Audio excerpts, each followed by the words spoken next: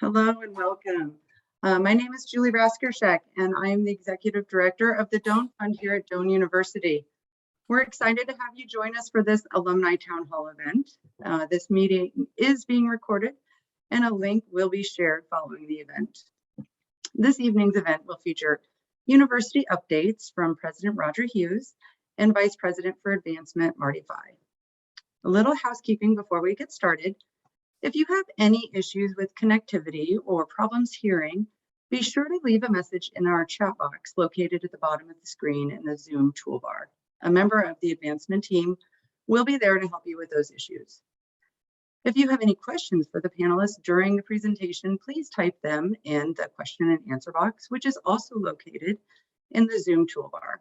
We'll have time throughout the presentation and at the end to answer as many questions as we can. Now, without further ado, I'd like to turn it over to Doane's President, Dr. Roger Hughes, and Vice President for Advancement, Marty Fye. Thank you so much, Julie. It's always exciting to reach out to our alumni and have an opportunity to share what's going on at the university. It's been a year, Roger, since you landed back in Oz, and it's been an exciting and adventurous year. And I know you have a lot to share with the group. And for all those of you who might have a question for Dr. Hughes, in the bottom, there's a Q&A panel. And if you have a question for Dr. Hughes, please put that there and I will ask Dr. Hughes those questions as we go along. Feel free to put them in at any time. And Roger, why don't we start off? Why don't you kind of talk about your time. We had a meeting before Christmas with this group, and can you kind of share what's happened since the holiday season here on campus and what you're looking forward to? Muted. There we go. Clearly not didn't major in technology. So hello everyone. It's good to be with you again. Thanks so much for joining us. I know I have some very stiff competition with Dr. Gleason. He had about 100, almost 200 people watching tonight. I'm not quite at that number, but if you have a few friends, you might want to call because I'd like to beat his number. But anyway, since the holidays, we've really seen a number of things going on campus and some things that are really, really cool, so to speak. Some of the accomplishments, we had a national champion in forensics in poetry. And oh, by the way, the young lady, Alexandra, actually had a stutter, and they found a way with their coaching to incorporate that into her performance. And so she came away the national champion, the first time we've had a forensic national champion. We also had one of our plays in the drama area, in the theater area, win 8 Kennedy Awards. And that's when Doane is going up against all universities, all sizes. There's no separate NAI division for that. So that's pretty remarkable. And then athletics, this may have been one of our best athletics year, especially on the men's side.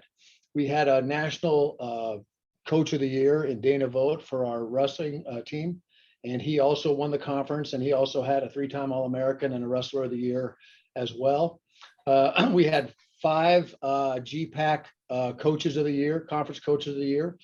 We had we had a number of people going to the national playoffs. Baseball went to the national playoffs. Track is away right now in Alabama for the national meet going on.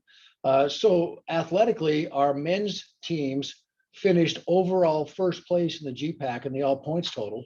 And overall, with men's and women together, we came in 4th, the same position we were last year. So again, on the athletic side of things, we probably had one of our best years, especially on the men's side.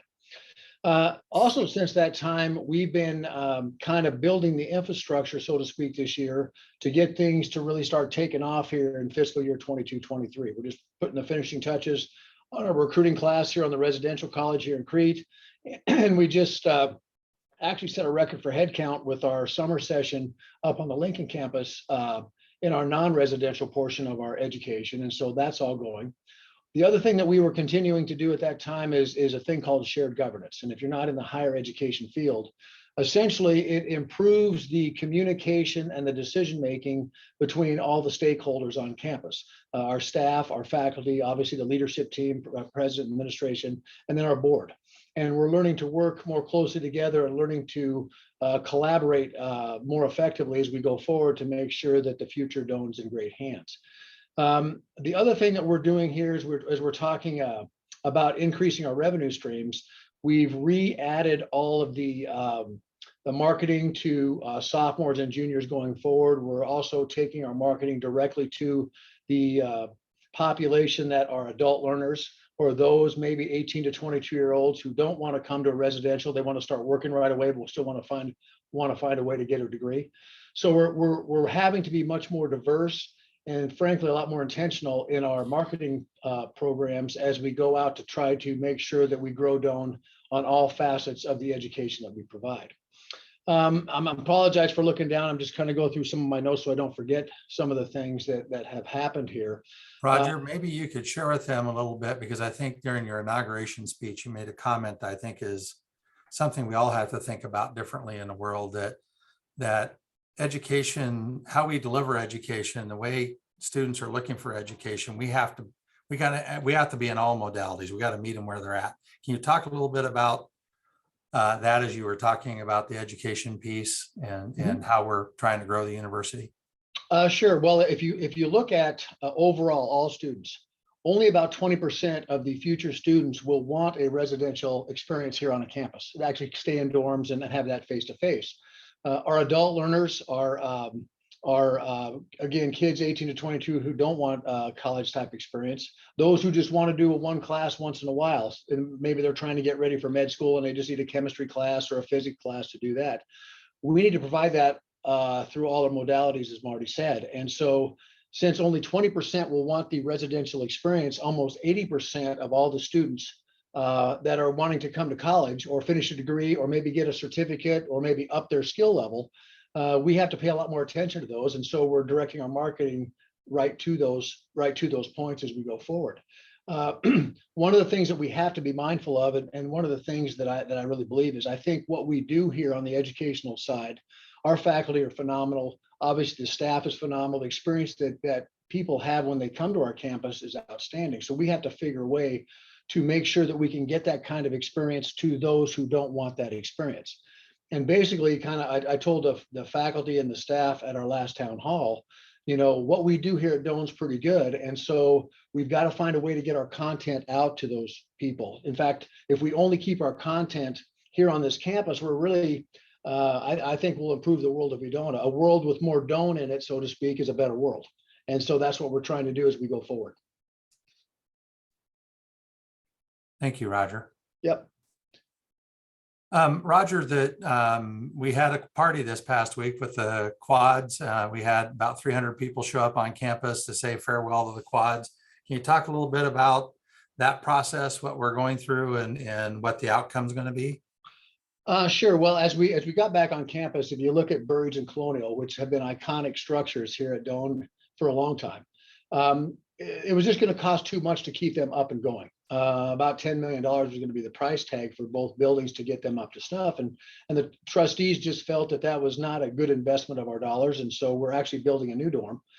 Colonial and Burridge will be coming down. As Marty said, we had a goodbye to the quads party last Friday night and had a great turnout. And it was fun to go down back into the bedrooms and the lounges. And there was things written all over the wall and messages by everybody. And typically from a quad party, once the party shut down, some people came in with some post-party destruction and got a few things going there too. But so the buildings will actually come down here over the next 2 months.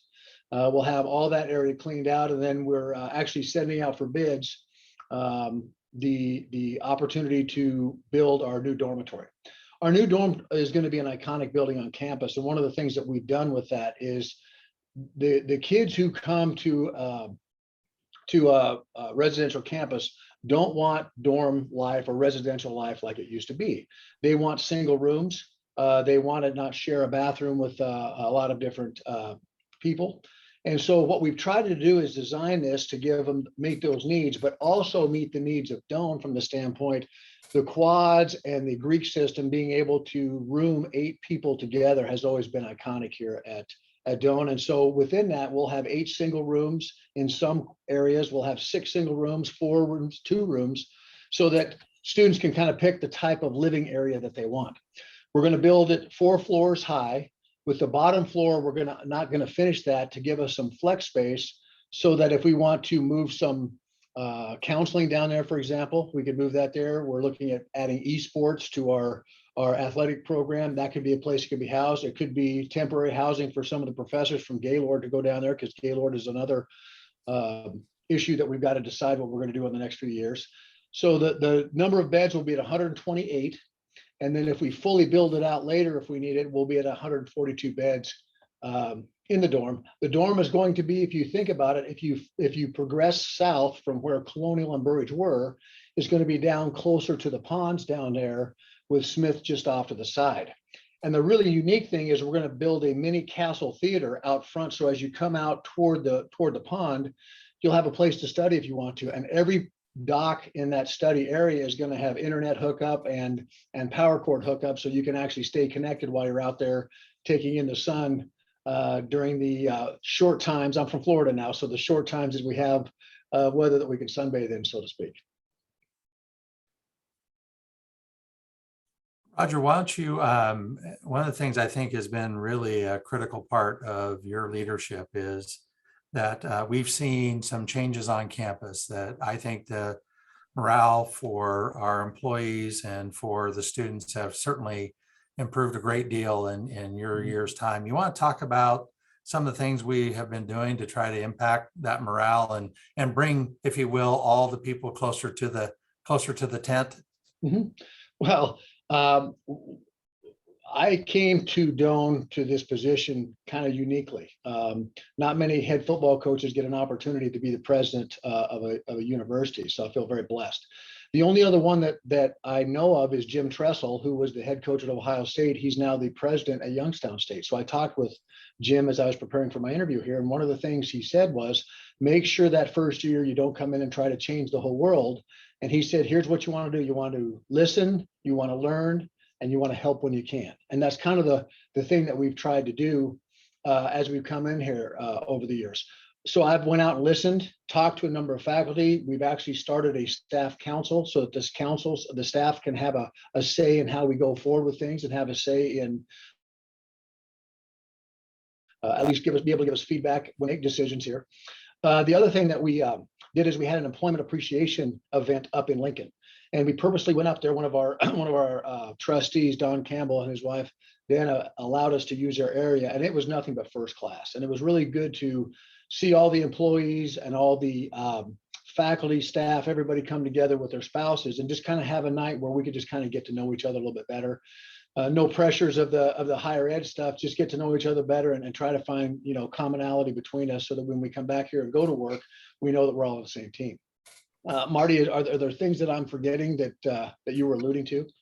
No, I one of the things I think is important for the group to know is that that I think what there were some difficult times during the last couple of years of Dr. Carter's time here, and some kudos to him in the sense that if he hadn't have pushed some things through, like some of the online and the engineering areas in the way he did, we'd be further behind. And even though it wasn't done in the way that you would hope that would be done, that some of those things got done, and thankfully so for us as it relates to revenue and the opportunity to grow. Roger, you want to talk about the two areas for which we are working toward our accreditation, KCREP and ABET accreditation? Yeah, well, first of all, our ABET accreditation, we're anticipating being fully accredited in our engineering program come August. And right now we have 75 students in that program. I believe almost 70% of those are athletes, which is not common when you go to engineering schools, the athletic background of that. But what we think is those opportunities for leadership, those opportunities to work within a team and build a team and then eventually lead the team are going to even make their engineering degree more viable. And in the world of engineering, we've been talking to deans as well as other schools, and they anticipate that we should double our number of students in that area. And in fact, Dort, who's only had engineering for 9 years, they have actually 300 engineering students on their campus just in that discipline. So that's one. And then the accreditation is going to be for our counseling. We initially had thought about getting rid of that program. And as we studied it further and saw that the mental health needs around the state, especially in Southeast Nebraska, the needs there demanded that we maintain that program. So we just got accreditation in that area. And so we'll be the only school in this area, really the Southeast Nebraska, who will be turning out counselors and those people who can help the mental health aspect. We're hoping to leverage that by providing more mental health things on our Lincoln and Omaha campuses, as well as increasing the amount of counselors we have here on the Doane campus. And unfortunately, that's one of the areas that has really doubled and tripled in the amount of times that our students need it. COVID had a really unique effect on our young people, and so the needs for those kinds of services have grown. And so we want to make sure that we meet the needs of our students. So going forward, we look for those areas to really grow and help our enrollment here on the Cree campus. Roger, because of COVID, there's been some unique things that have happened with the students who are arriving. Some of them, students we have from California that come, they hadn't even been in a classroom for almost 2 years by the time they came to school here. You want to talk a little bit about the plan for the Bridge program, what that is, and how we hope it impacts all of our students? Well, you may not have thought of this, but really they'll tell you, they being the educational experts, that 85% of all the education that happens can happen outside the classroom. And that socialization that we all got when we were here, going from freshman to sophomore and on up to senior, the stuff we learned just by the modeling of watching the upperclassmen do things, we didn't have the last 2 years. So essentially here on campus, we had 3 classes of freshmen socially, believe it or not. And that was very unique. To Marty's point, the high school, the freshmen coming in really hadn't been in class for almost 2 years. And when they had been in class, kids from California just said, you know, they're doing their studies and online, they're sitting at the beach. And they want to know, how come I have to sit in a classroom now? I just did this at the beach for a long time. We had one young man who just got up and laid down on the floor and just started taking a nap in class. So we actually had to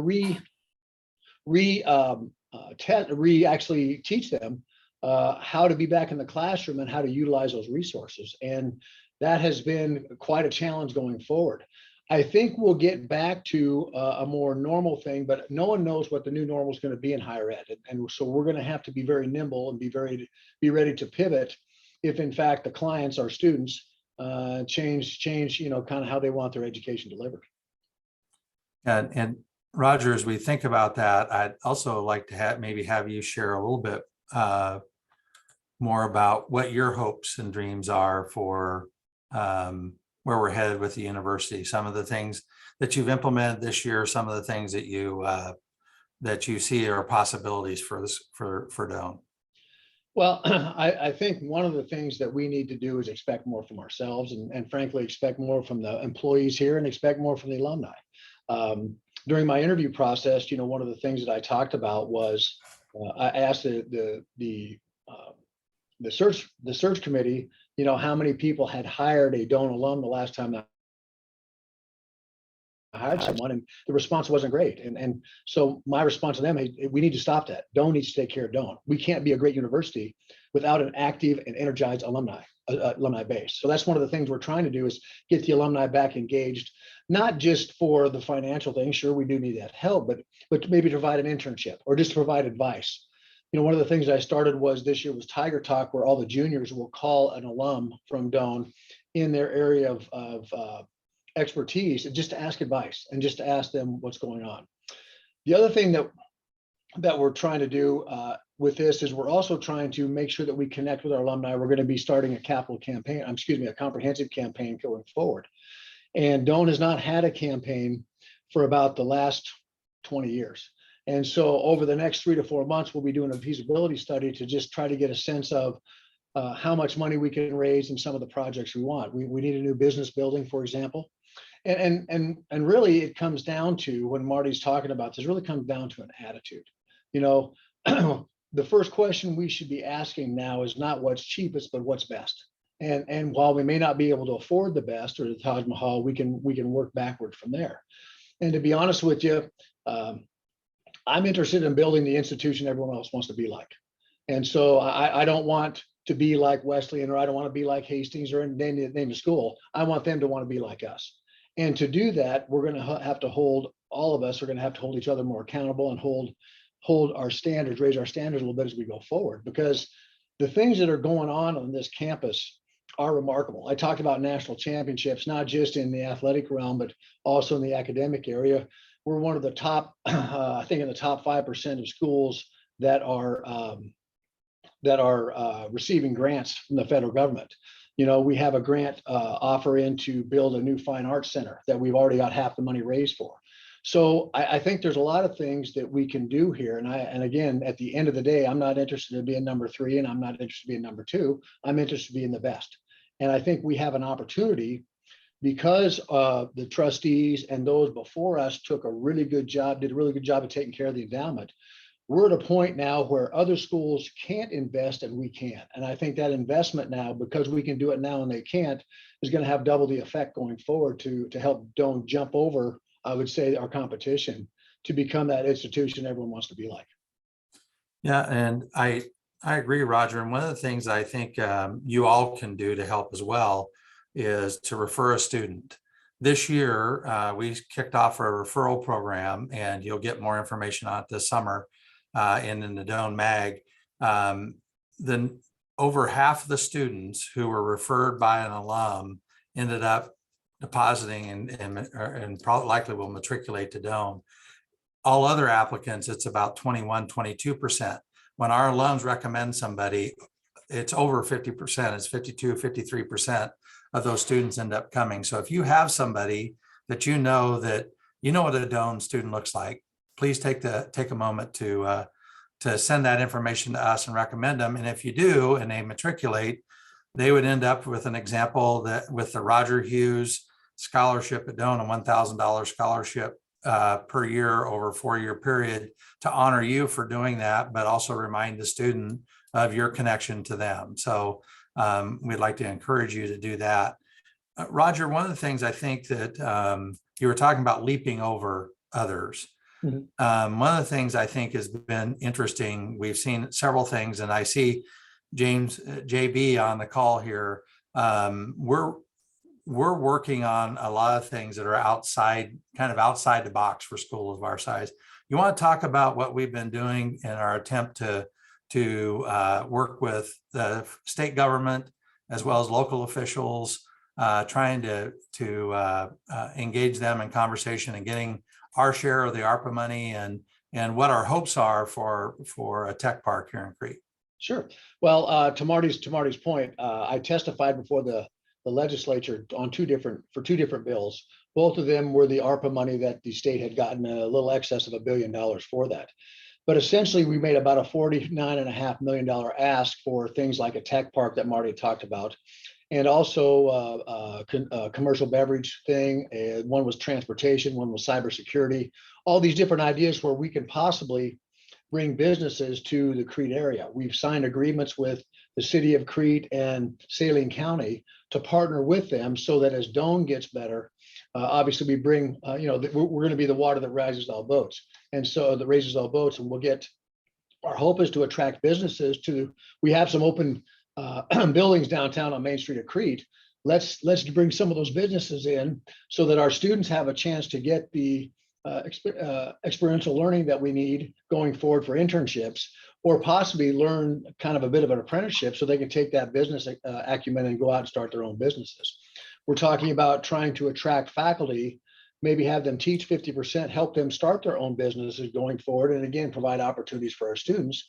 And who knows, maybe we can put a dorm on top of this tech park here so that we can have a living learning situation going forward. So we're thinking, I think, a lot differently than what Doane has thought about in the past. And more importantly, we're going to have to get up on that cutting edge of technology, because technology is going to be changing everything at such a high rate.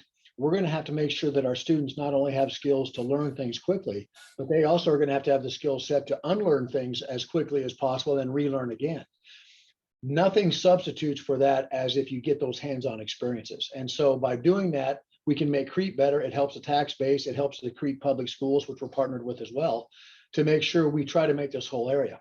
The other thing that is big, I think, and one of my big goals would be try to bring broadband to rural Nebraska.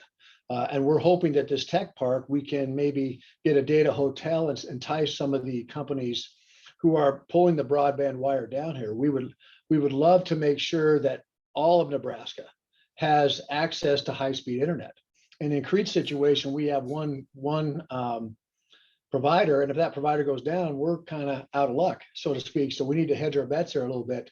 But I come from a real small town, Nebraska, Crawford, 1,100 people, and when I go home, I see the lack of economic development, and it breaks my heart. And so part of going to talk to the legislature and part of talking with Tony Goings, who's the head of the economic development in the state of Nebraska, is to make them aware that we think that partnership between academics and the corporate world is crucial going forward for the betterment of all Southeast Nebraska, and obviously Doane will be part of that. So we would like to lead that charge and be kind of the leadership in technologies as we go forward. And I want to be thought of one of the most innovative institutions in the Midwest.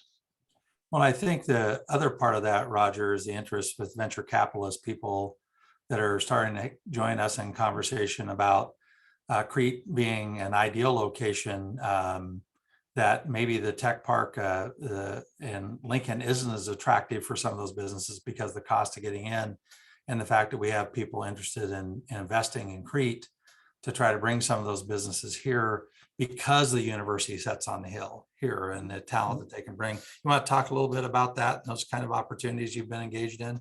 Well, I think, Marty, you're right on. I've had conversations with the city manager talking about ways to get businesses to come in here and attract them.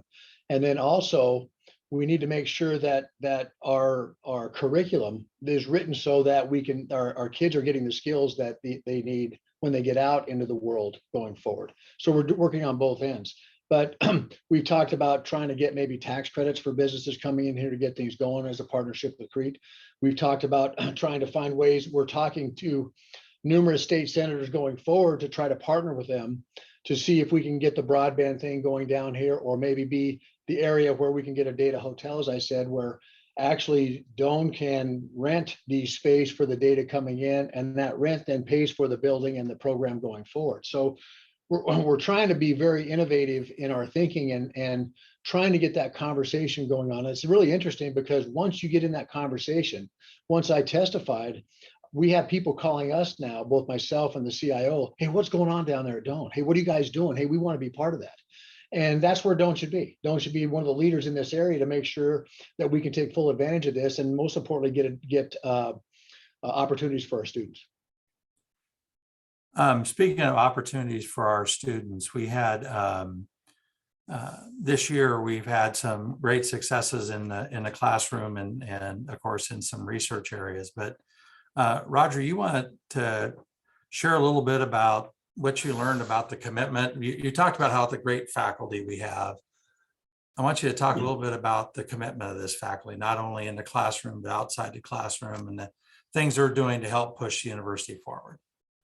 Well, Marty's right on. He said it very well. I can't say it better. The dedication for our faculty, it started last summer when I was allowed to sit in on what is the Doane Core, used to be the Doane Plan when I was here. And they were actually putting the class structure together for years freshman through senior. And I'd never really seen or heard that conversation among the professors about how to make sure that what we're providing our students gives them the skill set so that they can go forward. Students now that graduate, they're going to change jobs probably 15 times and change careers 3 times. So what are the skills that are going to help them get it? Well, it's going to be the writing, the communication, the problem solving, those type things that you get with the liberal arts background. And so these professors were sitting there, and it was amazing to me how they were talking about the future and where we want to get our kids to the future, what skill set that they have to develop as they go forward. So that's been wonderful. And then the other part that Marty talked about, examples of when the students that I talked about, the freshmen coming in, that really had to relearn how they had to work things in the classroom. Our faculty bent over backwards to make sure that they had opportunities, gave them opportunities to redo papers, gave them opportunities to retake tests, make sure they came back to make sure that the kids had the skills that they needed to move forward as they go forward with the curriculum. Our professors you'll see professors at the athletic events. I kind of challenge the faculty to make sure how much it means to students when you go watch them perform, or go to the music area or the theater area and watch them perform. And I couldn't have been happier with the amount of faculty that took it upon themselves to invest in our students, not just in their classroom, but in the other things that they do that helps make their Doane experience so great. And the other part is, let's be honest, some faculty could have been very skeptical given my background. But again, I thank the faculty that have been very patient with my learning curve, and as a leadership team has been patient with my learning curve, and they've gone out of their way to try to help me adapt as well. I kind of felt like one of those students who was still learning on the job, so to speak. And so, again, our faculty are extremely dedicated.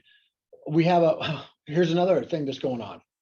One of our alums called, and his company is running on mainframes. And what's happening, the unique thing is that all of his technicians to work on all these programmers are retiring now. And so rather than try to change all the mainframes and have to order all new things, they're looking for a way to reskill or skill up some people to help them. Well, long story short, through our collaboration with this business, we're actually going to be building classes that are going to be able to teach those people to program these mainframe in a language the mainframe computers work. And that's going to be good for all of Omaha, because they're not the only company that's doing that.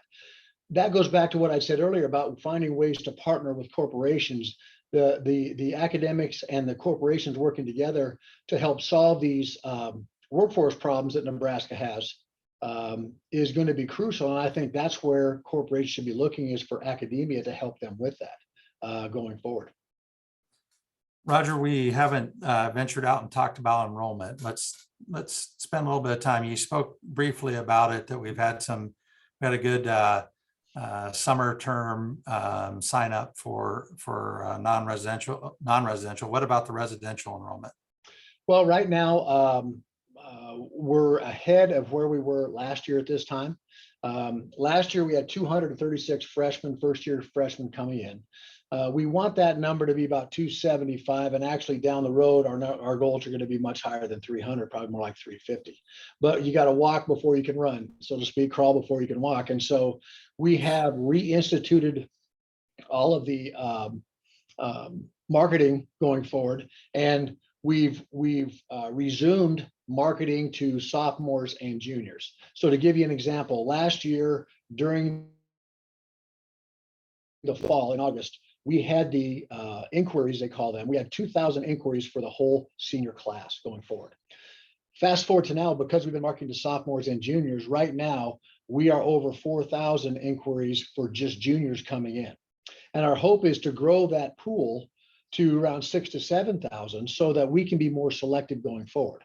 One, we can find the profiles that fit Doane better, and we'll also be able to be more demanding of their academics going forward as well. And again, we go back to that engineering thing, which is going to attract kids with much higher ACTs and SATs to Doane because of the academic prowess that we're building here as we go forward. Well, I think one of the main things many of you out there in the business world probably know of a tool, Salesforce.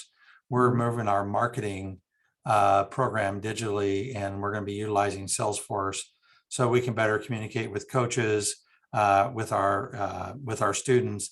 We did digital marketing this year, but through a company who did the marketing for us, and we really didn't get that kicked off until November. And we will begin with our Salesforce tool. We're working with that same firm till the end of June, and we'll kick it off ourselves with all the marketing through Salesforce, which will allow us to be more targeted. We're seeing way more junior visits this year than we ever have. Rogers asked me to help support the team and enrollment. I'm bullish still that we're going to get our 275, which is a big increase over last year. We have a stretch goal of 300, and boy, we'd love to get there. But every kid is a knife fight. The good news is that in the last month, we've received over 100 applications, and they're really good students. And we're hearing this from almost everybody. There's people are waiting to see how COVID played out. So there is some changes going on in the marketplace where families wanted to know that their kids were going to not be sitting in the dorm room taking an online class, but they were actually sitting in the classroom, getting that social experience as well as the academic experience that they had hoped for. So we're really excited about the implementation of Salesforce. If you haven't visited our website, we have a new website up, and the impact that'll have on us being able to track students. We're working very hard on trying to get, as you know, when you turn on any website, there's 20, 30 things that you need to fix. And we're finding those things and fixing them as quickly as we can. But really excited about the look and feel of that and the impact that could have on recruiting. Well, and to Marty's point, the other part that Salesforce will have is on our retention as well, because now we'll be able to know a lot more if a student's struggling in a class or a student struggling showing up for things. That's going to help the people on campus communicate better so that we can get that student the help they need, the tutoring they need, or whatever it is to make sure that we try to retain them at a higher rate too. I'm sorry to interrupt you, Marty. No, Roger, one of the things that I'm sure you were excited about as I was, we set a record this year. Our graduating seniors, 75% of them gave a gift to Doane.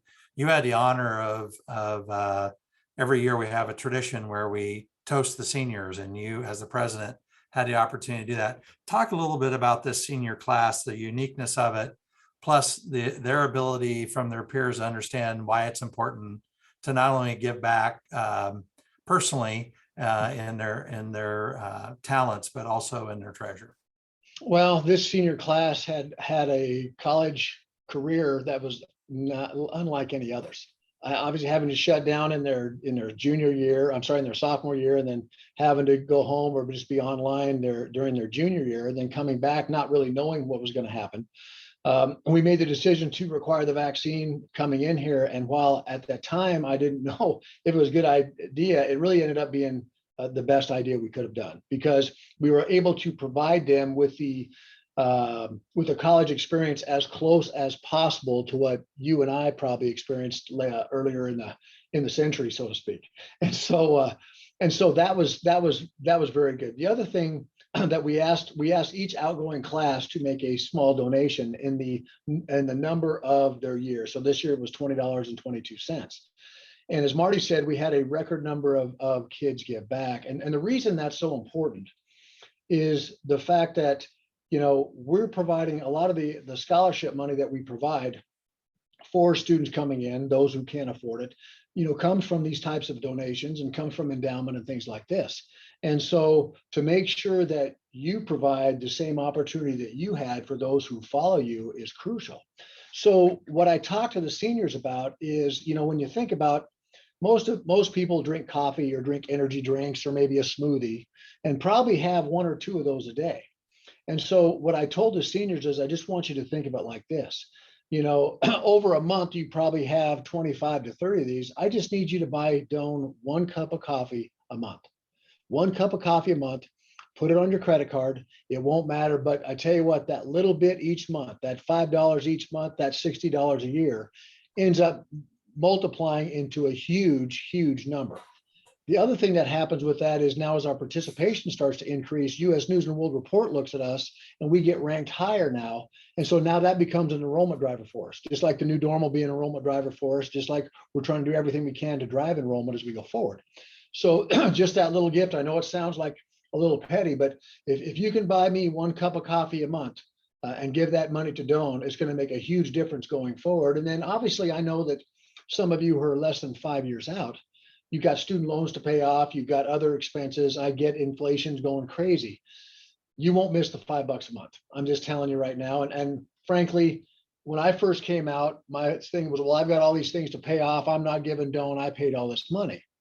But once I got into higher education, got into coaching, and I saw what these scholarships did for young men in my case, because I coach football, I started to understand how much that means to families who don't have the wherewithal to come to school, and to give kids an opportunity to get a Doane education.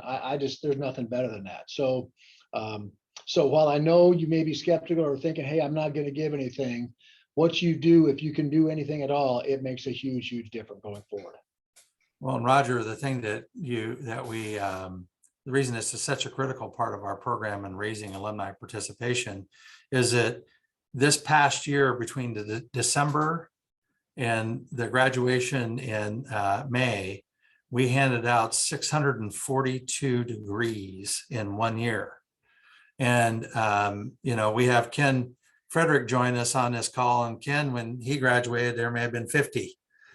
So we have graduated more students in the last 10 years than we have in the previous history of Doane that are living today. So it's a critical part of our program, and Mike Stellick, who helped with this program today, he and Nina and the Philanthropy Club, the group that gets together, the seniors, did a wonderful job. And if we don't take the time while they're here to educate them about why it's important to get back, there really isn't a letter that we can write that somebody will read that will tell them why it's important. So I want to give congratulations to that team of people who accomplished that goal. Roger, one of the questions we had out from somebody in the audience, and remind people, if you have questions, please put them in the Q&A area. So there was a question about the quads with them closing, with us closing them down. What do we do with the rest of the students as we try to align them to put them in housing in the near term?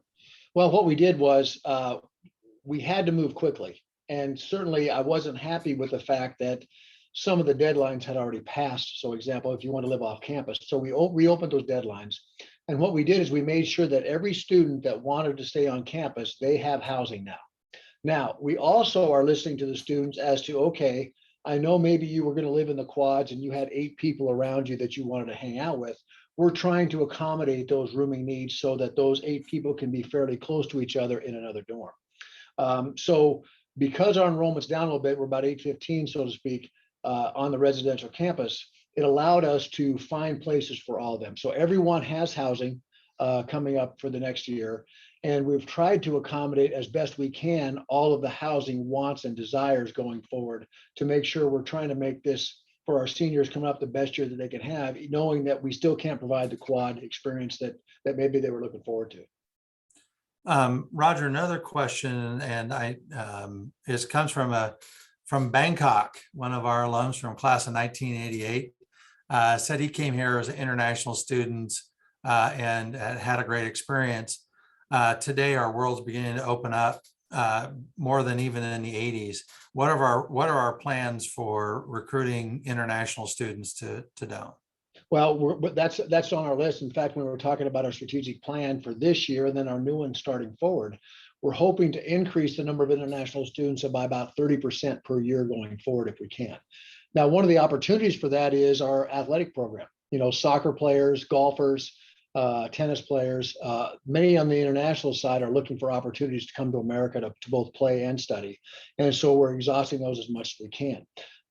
We've had some turnover in the area of the staff that supports that. We're in the process of rehiring that position. And as soon as that gets on board, we hope to, like I say, grow the international presence here on campus by about 30%, those are pretty aggressive numbers. But again, we feel we'll be able to do it, as you said, because the world's starting to open up again. Yeah. Roger, when you think about Doane of the future, talk about what you hope to have happen in our library. I think that your vision and the vision of our librarian is pretty interesting, and share a little bit about the opportunity you think we have there, because institutions are measured by their libraries. Mm-hmm. And I think that we have a great opportunity to really change momentum in that area. Well, to your point, Marty, about 10 years ago, people were talking like, what are we going to do with the libraries? With all this online and everything digital, do we really need a library? And they had been becoming like overpriced barns, so to speak, was one of the studies that I read that the author wrote. So what we're trying to do is we're trying to make our library very innovative. And I haven't spoken to the library staff, so if they're on the call here, I apologize. I was supposed to have that meeting today, but we had one get COVID, so we didn't have the meeting. But anyway, we want to make our library the most innovative library in the country, especially for a school our size. And it gives us an opportunity to use that as kind of an incubator. So we can try new programs, new things. And one of the things that we're looking to do is really provide support for our faculty. Again, going back to what I said earlier, the method by which our faculty are going to deliver their content is going to change. Okay, or it could change depending on what the faculty member wants to do. So they could be teaching in the classroom, they could be having video going, and then they may be teaching online other places. And so what we need to do is make sure we provide those resources so our faculty can set those programs up and be very effective in their teaching, regardless of the modality they go in. We want to build, we're talking about building a new business building, as I said earlier. Well, one of the things I would like to see in this business building are virtual rooms, where as you walk in, you can change how the room configures, so to speak, based on the screens that are there. So you could put a trading floor if you're in there for finance and you could talk about Wall Street, or if it came back for a psychology class, you could change that to something else that might be appropriate for that. We want to be the most digitally advanced school that we can. And so we want to build kind of an incubator to test some of these things out for the tech part that we talked about earlier, maybe test some of these things out that we're looking to do in the business building, and then provide an institute, so to speak, for lack of a better word, for our teachers to better themselves in pedagogy, as well as providing them research opportunities going forward to help them write grants or to help them get research money so they can continue to do that. I look at the library as a place that we have the opportunity there to really be very innovative and almost like an incubator going forward. So we're going to try to have that on our campus so that we can be experimenting a little bit there in the library, knowing that what we're going to get out when we go full blown, when we start implementing the other ideas we have and get funding for those, we'll be ready to go. Roger, a question from somebody who's going to be a new assistant professor of practice for entrepreneurship asked this question. Nice. Yeah. Welcome, Lisa, to the team. She asked a question, which I think you do exceptionally well. She wanted to know if you can share how existing and potential students have a voice and have helped shape your vision. And not only, I don't think only the students, existing students and future students, but also the faculty and staff, how they've helped you shape your vision for what Doane can be. Well, I've always been pretty big collaborator. And so I meet with the faculty council at least once a month, just to make sure if there's anything that comes up, answer any questions. If there's things that I think they should be thinking about, I do that. We started a staff council here since I've been here. And so the staff now has the same thing so that they can present ideas and I can go to them and answer any questions they may have going forward. We're always taking input from them and I'm always bouncing ideas off them. Hey, what do you think about this? How would you guys react to this? How would the faculty think about this going forward? Again, to help me get that communication. This year, I couldn't get it done, but next year I'm starting a presidential leaders where I will actually have different students from all over the residential campus, as well as those on the Lincoln and Omaha campus, meet with me once a month to talk about things on campus that they have issues with. For example, if they have an issue with the cafeteria, then the next month I'll make sure the head of the cafeteria, the managers there, they can ask them questions directly. Or if they have an issue with our internet speed, I'll have our CIO right there to answer questions going forward. This year, because I couldn't form that presidential thing, I just didn't have time and didn't get to it.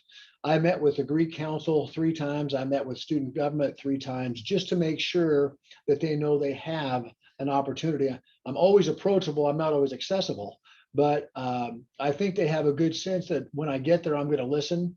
And if I can't do something, I'm going to explain why we can't and where we're going forward. And the most important thing is to explain the why.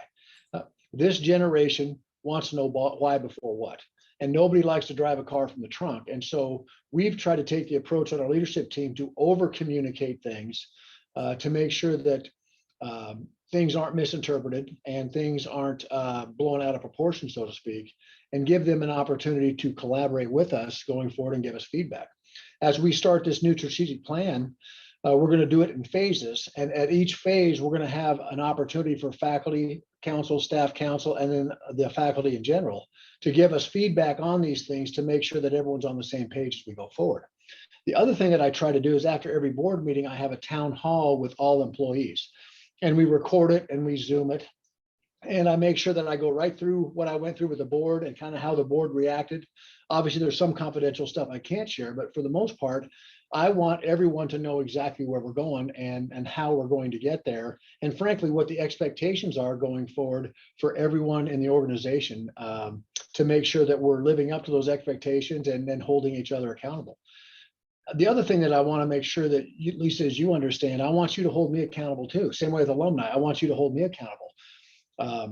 If we're not doing things the best way we can, I want to know how. I can't fix it unless I know about it.